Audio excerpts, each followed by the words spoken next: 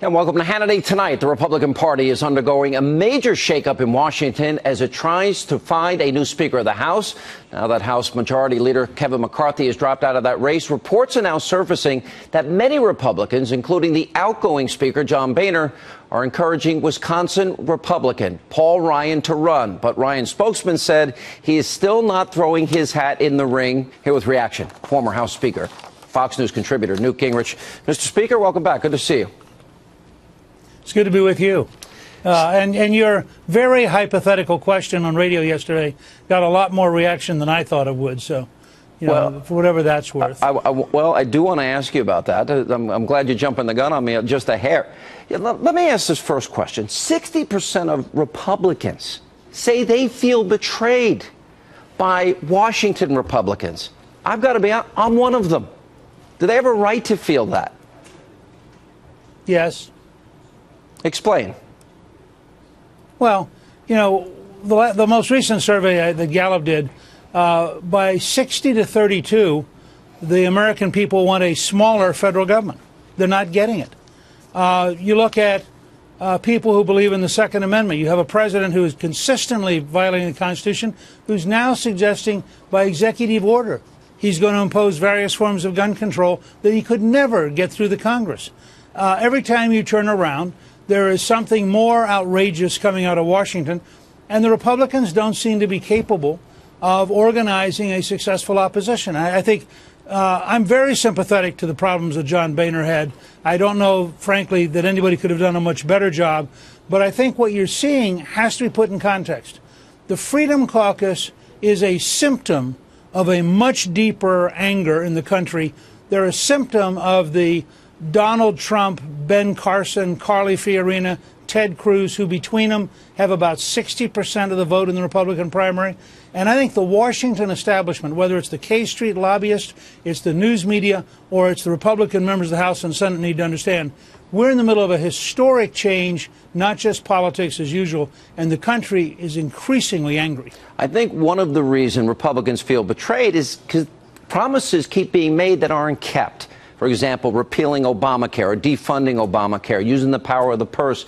Similarly, executive amnesty, they promised in 2014 that they would stop it. They couldn't even stop and defund Planned Parenthood in the most recent CR.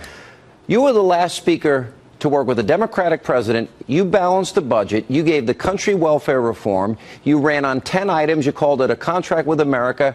And you kept every one of those promises. You voted on all 10 items in 100 days. Would you consider being Speaker again if asked? Well, look, first of all, I think that the key challenge here, and I would say this to Paul Ryan, who is probably the smartest and most disciplined person in the House and who is the obvious person for everyone to turn to. This is not about personality. You had Eric Cantor knocked out in a primary by a stunning margin. And Dave Bratt, by the way, his successors, put out a very good list of the first 10 things House Republicans should do, well worth looking at. You've had Speaker Boehner reach the conclusion that it was too expensive and too painful to keep fighting. You had Kevin McCarthy, who I was for, thought was the logical next speaker. You had him just now stop. And people better understand this is not about finding a magic personality. The Republicans need to slow down. They need to go into a number of day-long conferences where they honestly listen to each other. Every one of those 247 won an election. Every one of them deserves to be heard. But then you can say to every one of them, now, you have to listen to the rest of us, too. And they've got to come up with a strategy which moves us towards the values of the American people and which successfully takes on Barack Obama and curtails him as an unconstitutional president. It seems that all President Obama and the Democrats have to do is threaten a government shutdown. You weren't afraid of a government shutdown. Isn't that how you achieved a lot of your success? Isn't that what your legacy is in part based on? Sure, that's one of the reasons I'm confident that your fantasy will never become true, because for example, I don't see how you can allow the President of the United States to arbitrarily, personally extend curtailing the Second Amendment right to bear arms by an executive order and do nothing. But if you do anything, he's going to threaten to shut the government. But wait a minute, I could not, if I were still serving a... But didn't Republicans embolden them when they didn't challenge him on executive amnesty. They basically gave him a do whatever you want card. You know, rule by executive fiat. Why wouldn't he do it again? It worked the last time. Here are the two great secrets of being a failure in Washington. The first is to allow the Senate, in which the Democrats are far more ruthless and far more willing to stop everything, to become the definer of the fight. And the second is to be afraid to take the president on constitutionally. I read this piece this morning. It talked about the catastrophic 2013 shutdown.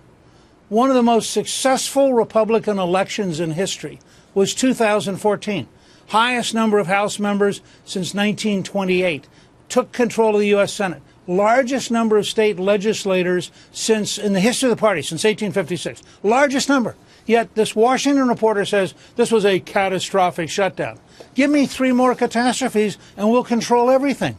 I mean, we have to understand, Ronald Reagan didn't look at weekly polls. Margaret Thatcher didn't look at weekly polls. And I'll tell you, in 1995, when we forced Bill Clinton to decide he wanted to actually implement welfare reform, and we forced him to agree that we're going to balance the federal budget, we didn't look at weekly polls. We looked at the nation, the future, and whether or not we could explain what we were doing. Okay. Under John Boehner, our debt, national debt, went up $4.1 trillion. That is not exactly the conservative principles of limited government or responsible governance, in my opinion, which is why I think he's in the positions that he's in today. I see a lot of conservatives. They're not even happy with Paul Ryan because of his positions on immigration, which they believe would ultimately lead to some amnesty or TARP or bailouts or spending plans. They don't feel it was dynamic enough. What is your reaction to those people?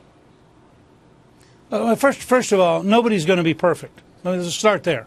I mean, if you picked the most perfect member of the Freedom Caucus and you put them in charge of the House, within 2 weeks, half the Freedom Caucus will be mad at him and half the rest of the conference will be mad at him.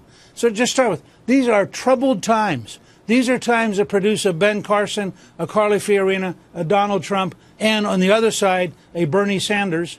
And we need to understand, people, if you can't set a standard of perfection, then nobody's going to meet that standard. But what you can say is, here's a question I would ask.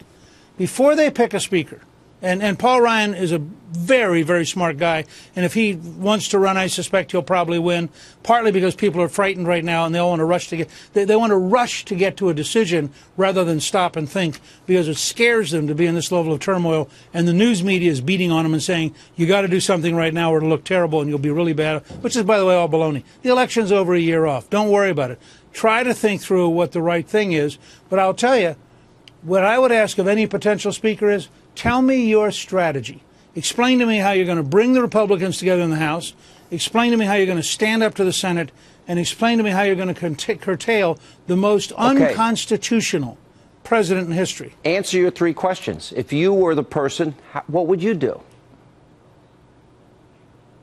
Well, the first part I've already suggested to you. I think they've got to start by listening to each other at levels of depth that they have not thought about. They probably have to change some of the House rules to expand the opportunity for individuals to ventilate. You know, you run for office, you win office, you feel like you can't just be treated like you're a mushroom and they're going to dump you in the cellar and not ever tell you anything. You have a right as an elected representative to be a genuine part of the process, not just a tool of K Street or a tool of whatever ideological group is dominant this week. So one, they have to really think about some rules changes.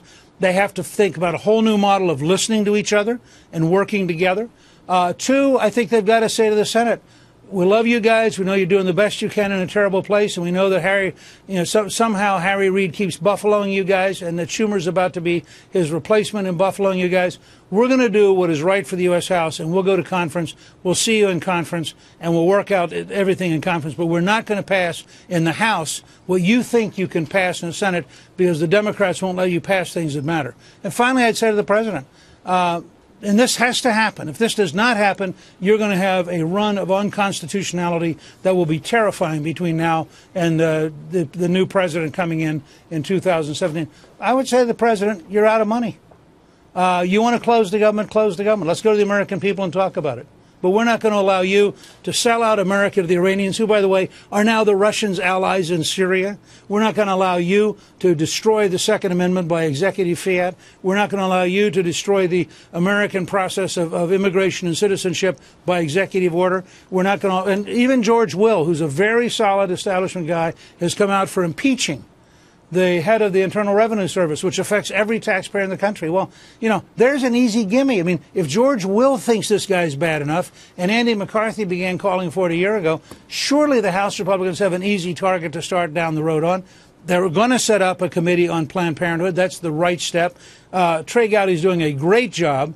And I think we're going to be startled how many bad things we learn about Clinton and national security over the next few weeks. So there are things you can do that begin to crowd in Obama and weaken his ability to be unconstitutional. Yeah, you saying you don't want the job reminds me of Gladiator and Maximus being asked by Marcus Aurelius, and he says, with all my heart, no. And then he says, well, that's why it should be you. You made a pretty articulate case that you'd be a good speaker. But we'll come back. We'll have more with Newt Gingrich. What? I'm just giving my opinion. Look, that sounded like somebody. You just sounded like the guy gets sold into slavery and killed. This is your model for my life? He gets sold into slavery and killed. It's not, but you are the most successful speaker in the last 50 years, by far. And what you just outlined is exactly what I would like to see in the next speaker.